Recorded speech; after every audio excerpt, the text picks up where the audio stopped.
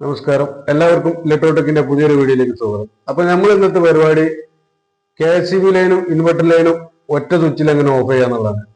അപ്പൊ ഒരു മെയിൻ്റനൻസിന് വരുമ്പോൾ നമുക്ക് മെയിൻ ഓഫ് ആക്കുമ്പോൾ തന്നെ ഇൻവെർട്ടർ ലൈനും ഓഫ് ആകും.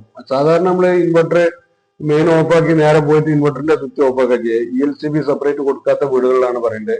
അപ്പോൾ അത് എങ്ങനെ ചെയ്യേണ്ടതെന്നുള്ളതാണ്.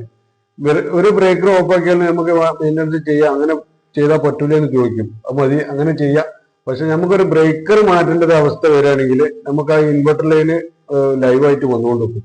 അപ്പൊ അത് നമുക്ക് ആ ബ്രേക്കർ മാറ്റണമെങ്കിൽ ഇൻവെർട്ടർ പോയി ഓഫ് ആക്കേണ്ട ഒരു അവസ്ഥ വരും. അപ്പൊ നമുക്ക് DBയിൽ അങ്ങോട്ട് പോകാതെ ചില ഇൻവെർട്ടറൊക്കെ അപ്സ്റ്റേറിന് മേലൊക്കെ ആവും.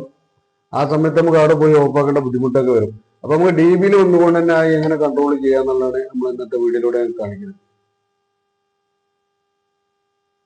പിന്നെ നമ്മൾ ഈ ചാനൽ ആദ്യമായിട്ട് കാണുന്ന ആളുകളുണ്ടെങ്കിൽ ഒന്ന് ലൈക്ക് ചെയ്യുക, ഷെയർ ചെയ്യുക, സബ്സ്ക്രൈബ് ചെയ്യുക, തൊട്ടടുത്ത് എടുക്കുന്ന ബെല്ലൈക്കണം അമർത്തുക.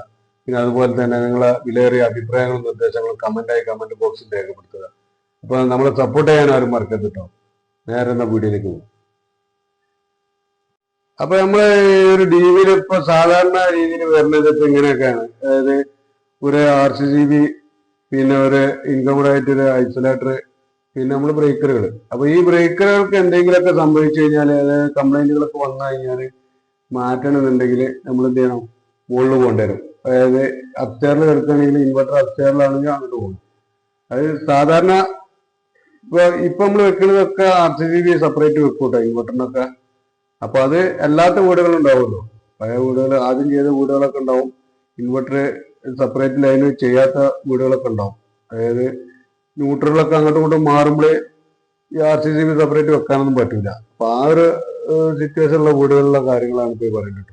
അപ്പൊ അങ്ങനത്തെ സ്ഥലങ്ങളിൽ നമുക്ക് എങ്ങനെ ഇത് കൺട്രോൾ ചെയ്യാൻ പറ്റും, ഒറ്റ സ്വിച്ചിൽ കൺട്രോൾ ചെയ്യാൻ പറ്റും എന്നുള്ളതാണ് ഇപ്പോൾ നമ്മൾ ഈ വീഡിയോയിലൂടെ കാണിച്ചു തരുന്നത്. ഇപ്പൊ ഇവിടുത്തെ സ്ഥിതി പറഞ്ഞാൽ ഇപ്പൊ ഇത് ഓഫാക്കിയാലും ഇൻവെർട്ടർ ലൈന് ഇപ്പൊ ലൈറ്റും ഒക്കെ വർക്ക് ചെയ്യുന്നുണ്ട്. അപ്പോൾ ഇത് മെയിൻ ഓഫായി കിടക്കാണ്, എന്നാലും വർക്ക് ചെയ്യുന്നുണ്ട്. അപ്പൊ നമുക്ക് നേരെ പോയിട്ട് ഇപ്പോഴത്തെ കണ്ടീഷനിൽ ചെയ്യേണ്ടതെന്ന് വെച്ചാല് ഇവിടെ ഇതാണ് ഇൻവെർട്ടർ. ഇപ്പൊ ഈ ഭാഗത്ത് ഇറക്കുന്നുണ്ട്. അപ്പൊ ഇൻവെർട്ടർ നമ്മൾ ഇവിടെ ഓഫാക്കണം. ഇത് താഴത്തായതുകൊണ്ട് ഇവിടെ കുഴപ്പമില്ല, അങ്ങനെ പോകും. നേരെ മറിച്ച് നമുക്ക് മുകളിലൊക്കെ ആണെന്നുണ്ടെങ്കിൽ അപ്സ്റ്റേറിലൊക്കെ ആണെന്നുണ്ടെങ്കിൽ കയറി പോകണം. അപ്പൊ ആ ഒരു സിറ്റുവേഷൻ ഒഴിവാക്കാൻ വേണ്ടിയിട്ടാണ് കേട്ടോ നമ്മളിപ്പോ ഒരു ചെറിയ ടിപ്പ് എന്നുള്ളതൊക്കെ. അറിയാത്ത ആളുകൾക്ക് വേണ്ടിയിട്ടാണ്. അറിയുന്ന ആളുകളുണ്ടാവും, അറിയാത്ത ആളുകളുണ്ടാവില്ല അതുപോലെ തന്നെ. അപ്പൊ അവർക്കും കൂടി ഒന്ന് മനസ്സിലാക്കാൻ വേണ്ടിയിട്ടാണ്. പിന്നെ നല്ല വീടുകളിലും ഒരുവിധം വീടുകളിലും ആളുകള് ഇലക്ട്രീഷ്യന്മാരെ നോക്കാതെ തന്നെ ചില ആൾക്കാര് ബൾബ് വാട്ടർ പോയതും ഇതൊക്കെ മാറ്റാനും വേണ്ടിയിട്ടൊക്കെ സ്വന്തമായിട്ടൊക്കെ നോക്കും. അപ്പൊ പോലും മെയിനായിട്ട് ഓഫാക്കുക ചെയ്യുക. ഇൻവെർട്ടറിന്റെ ഒന്നും ചിലപ്പോൾ ശ്രദ്ധിക്കൂല. അപ്പൊ ഇൻവെർട്ടർ ഓഫാക്കാനൊന്നും ഒരു മെനക്കെടില്ല. അപ്പൊ ഈ ലൈവ് കറണ്ട് വന്നുകൊണ്ട് തന്നെ അതൊക്കെ പ്രശ്നമാണ്. മെയിനായിട്ട് ഓഫാക്കുമ്പോൾ മൊത്തം പോകണം. ആ രീതിക്ക് നമുക്ക് എന്ത് ചെയ്യാൻ പറ്റും എന്നുള്ളതാണ് ഇന്നത്തെ വീഡിയോയില് നമ്മൾ കാണിക്കുന്നത്. അപ്പോൾ സുഹൃത്തുക്കളെ, ഇതാട്ടോ ഞാൻ പറഞ്ഞ പരിപാടി. അതായത് ഇപ്പോൾ ഞങ്ങളിപ്പോൾ ചെയ്തൊരു വീടിൻ്റെ വർക്കാണിത്. അപ്സ്റ്റെയറാണ്, പുതിയൊരു അപ്സ്റ്റെയർ എടുത്തപ്പോൾ അവിടെ ഈ ഒരു 8 DB വെച്ചാണ് ചാർജ് ചെയ്തിട്ടുള്ളത്. 2 റൂമും ഒരു ഹാളും മാത്രമുള്ളൂ, അതുകൊണ്ടാണ് 8 വെച്ച്. അപ്പോൾ ഇവിടെ RCCB വെക്കാത്ത എന്താണെന്ന് വെച്ചാൽ താഴത്തെ DBന്ന് RCCBൻ്റെ ഔട്ട്പുട്ടാണ് ഈ DBയിലേക്ക് വന്നിട്ടുള്ളത്. അപ്പോൾ അതുകൊണ്ട് സെപ്പറേറ്റ് ഒരു RCCB ഇവിടെ വെച്ചിട്ടില്ല. ഇവിടെ 3 പോൾ ഐസൊലേറ്റർ വെച്ച്. 3 പോൾ ഐസൊലേറ്റർ വെക്കാനുള്ള കാരണം നേരത്തെ പറഞ്ഞല്ലോ, നമ്മൾ ഇൻവെർട്ടർ ലൈനും KCB ലൈനും ഒരേ സ്വിച്ചിൽ ഓഫാക്കുക എന്നുള്ളത് ആ ഒരു സൗകര്യത്തിന് വേണ്ടിയിട്ട് ചെയ്തതാണ്.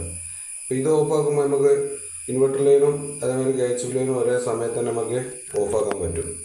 ആ ഒരു സൗകര്യത്തിന് വേണ്ടിയിട്ടാട്ടോ ഇത് ചെയ്ത്. പഴയ വീടുകളൊന്നും സാധാരണ രീതിയിൽ ഇൻവെർട്ടറിന് വേണ്ടിയിട്ട് സെപ്പറേറ്റ് RCCB ഒന്നും വെച്ചിട്ടുണ്ടാവില്ല.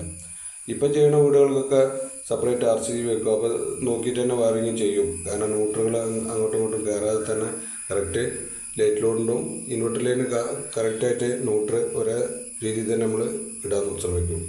അപ്പോൾ ഈ ഒരു സംഗതി ആർക്കെങ്കിലും ഉപകാരപ്പെട്ടെങ്കിൽ ഉപകാരപ്പെട്ടോട്ടെ എന്നുള്ള നിലയ്ക്കാണ് നമ്മൾ ഈ ഒരു പണി ചെയ്ത്.